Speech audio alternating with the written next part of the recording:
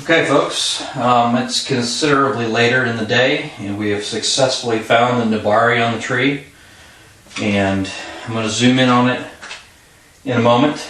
This, as you're looking at the tree currently, is where I'm going to make the front. It is the widest flare of the nabari, and as usual, nothing is perfect. We got to work with what we're given. The nabari's clocked a little bit towards these branches here, so the tree is going to have a little bit of a, it's still going to look great. It's not perfect, it's not what I ultimately would have liked to have seen, but it's what I have, so it's what I'm going to use. I've eliminated all the dead branches on the top. It is starting to get a little bit dark. We've worked on this tree for about 4 hours today already. What I'm probably going to do is do a little bit more work in branch selection, and we're going to have to continue this video tomorrow. I'm going to do a quick 360 for you here real quick so you can kind of take a look at the nabari. I'm going to try to zoom in on just the nabari, so hopefully we'll be able to see it. Like I said, I am losing daylight and I don't have power hooked up out here yet, or lights hung. So let me go ahead and do that real quick. Next thing that's going to take place on this tree is going to be branch selection. It is in the scope of a bonsai a little bit ungainly. I'm going to be needing to reduce the apex as well as the overall crown of the tree. Pretty, I wouldn't say real drastically, but I'm going to probably bring it in a good, I don't know, 4 to 6 inches all the way around. And in doing so, I will explain to you how I go about that process, because there's a little bit of a thought process that I have as far as what it's going to take to do that and how to do that. Let's go ahead and start on the nabari. We may save the rest of this for tomorrow, but we'll see what happens. We're running out of daylight, so we can only do so much. Let me go ahead and zoom in on the nabari for you and see if we can't go ahead and do a 360 on it.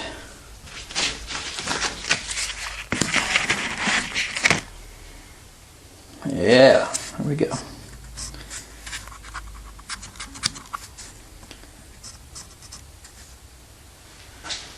Right, wish I had a light in here so I could show you.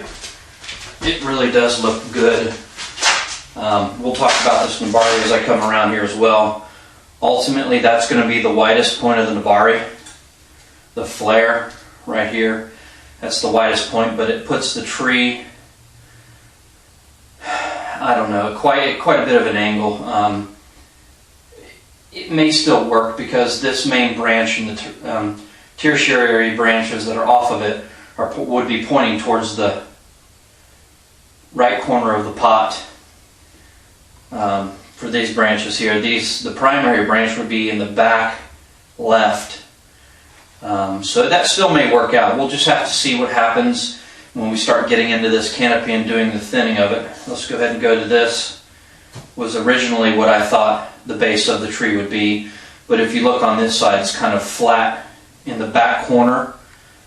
So it has a good look up to this point of the nabari, and then it flattens out. I don't like that. I would like to see it even spread on both sides of the nabari. We're going to go to that area now. Again, this would be another great viewing angle. Unfortunately, with the way that the primary and secondary branches are up here, it's not going to work. Plus, it's very flat right here, and I don't like that, but that's what I was given, so that's what I have to use. That's what I work with. That's not really great. At this stage in this tree's life, trying to do root grafts and things like that over here in this area is not going to have any effect or any benefit. So we'll just utilize that as the back of the tree. We always try to make a tree look great all the way around, so there's not necessarily any front. But then again, like I said, we use what we got. This is another real wide, massive, bulging part of the nabari.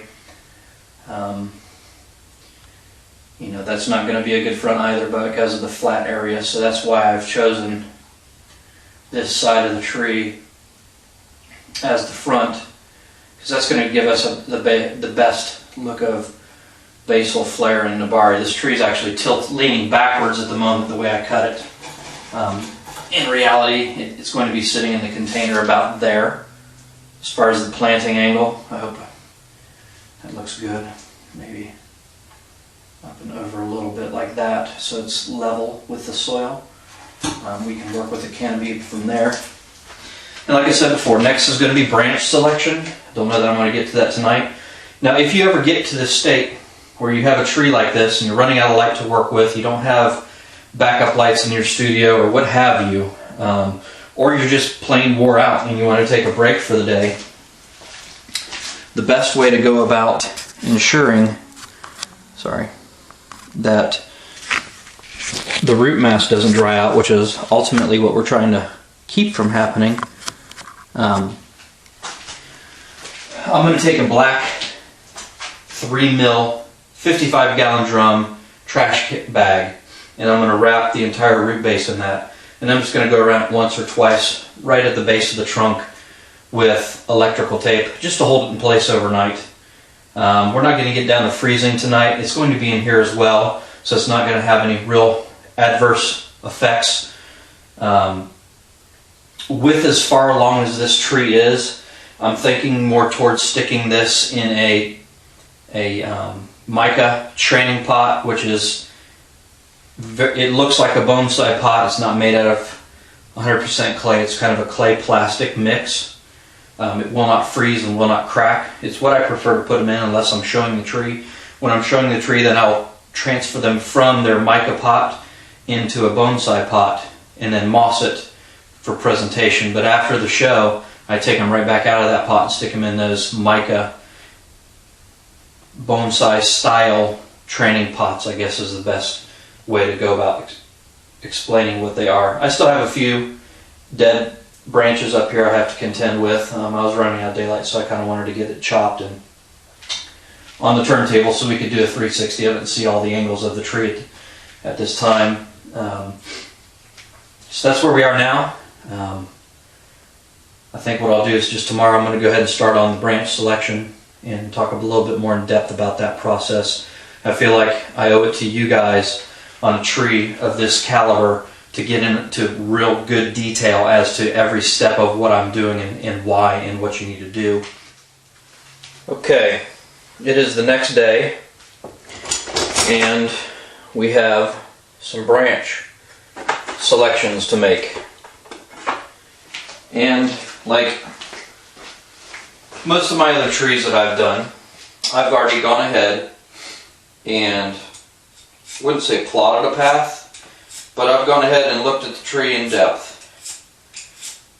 And I've come up with some ideas of some things that I'm going to eliminate and some things I want to keep.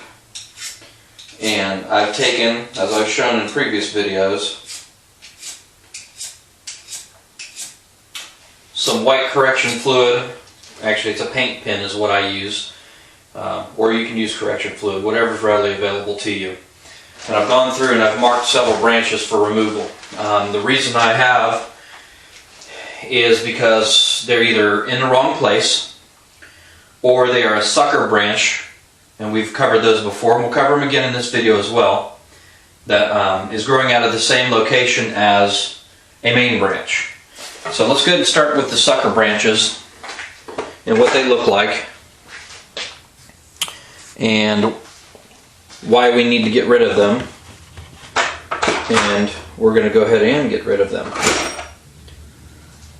So let me find a tool here that I can use to get rid of. Alright, I'm going to pick up the camera.